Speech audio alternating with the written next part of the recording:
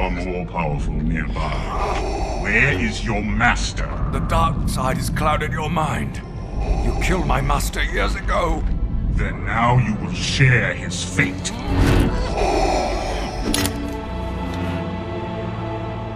A son. Run!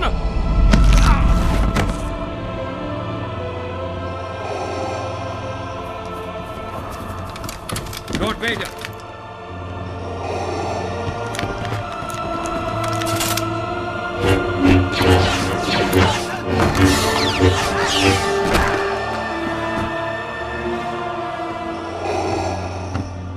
Come with me. More will be here soon.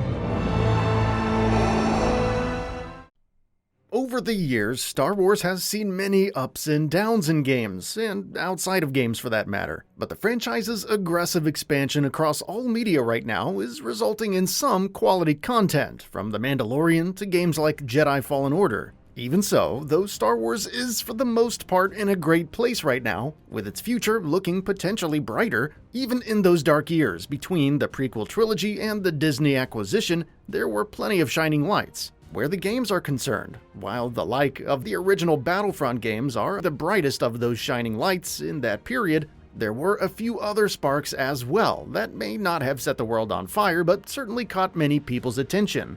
2008's Star Wars The Force Unleashed was one such game, delivering a bombastic action-adventure game that wowed series fans on multiple levels, and in spite of its very real and significant issues, became something of a cult classic as time went on, even going on to spawn a not-so-successful sequel. Now, however, the Force Unleashed series has receded entirely into the background, and there's little to no hope that it will ever come back, given the direction that the entire franchise has now taken, and not just in games, and the much greater control Disney is exerting over what a Star Wars game should look like. The Force Unleashed is highly unlikely to make a comeback, but how did it go from being this fan-favorite surprise hit to fading into oblivion like a Force ghost? What the hell happened?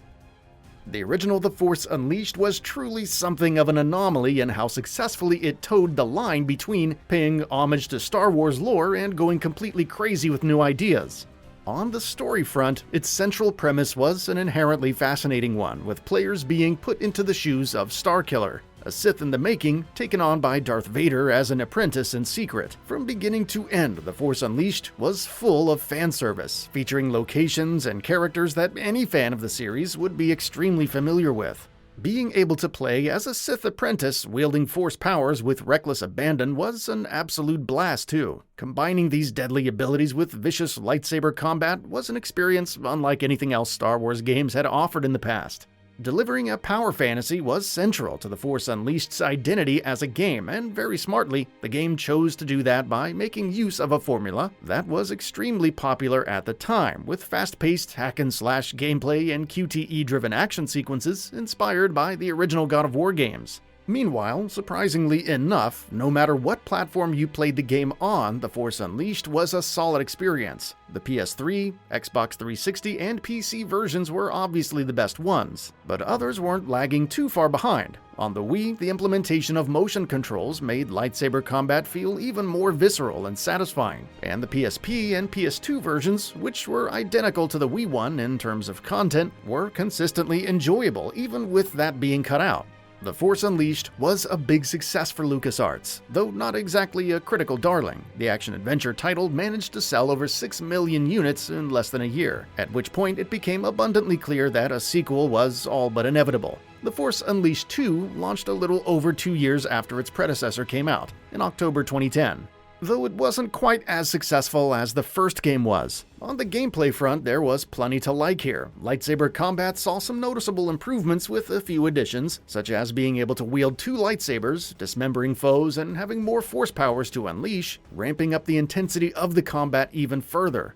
In other ways, however, the game was a bit of a letdown. Narratively, where the original The Force Unleashed felt like a bold addition to the ever-expanding and now defunct expanded Star Wars canon, The Force Unleashed 2 lacked that oomph, feeling like a tired sequel that was doing things out of obligation rather than a love for the series. It wasn't a total failure, of course. Sure enough, The Force Unleashed 2 has its fair share of fans, and actually playing the game in all of its visceral glory is still an enjoyable experience. While the game also sold well enough that LucasArts had also begun planning for another sequel. In later interviews, it would be revealed that The Force Unleashed 3 would have open-world environments and seen Starkiller and Darth Vader joining forces in an attempt to take down Emperor Palpatine. But of course, LucasArts never actually got to make that game. Disney acquired Lucasfilm in 2012, and all internal plans at LucasArts for any and all Star Wars games got upended. Various projects were cancelled, including Star Wars The Force Unleashed 3 and, of course, Star Wars 1313.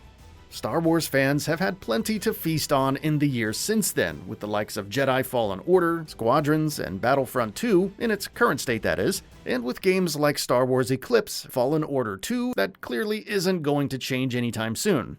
If, however, you've been holding out hope that The Force Unleashed will eventually be revived and will finally get a proper conclusion to that line of games, well, don't. Disney seems to be all but about crafting unique original stories in its Star Wars games now, in a manner that doesn't mess with the series' larger universe and lore too much. And that, unfortunately, is something that The Force Unleashed 3 just wouldn't gel with. Star Wars The Force Unleashed's Wii version will soon be releasing for the Switch though, so at least fans will have some way of going back to revisit this diamond in the rough. A fully fledged sequel to close out the trilogy would obviously have been the best case scenario. But in its absence, a port should do just fine. Something is better than nothing, right?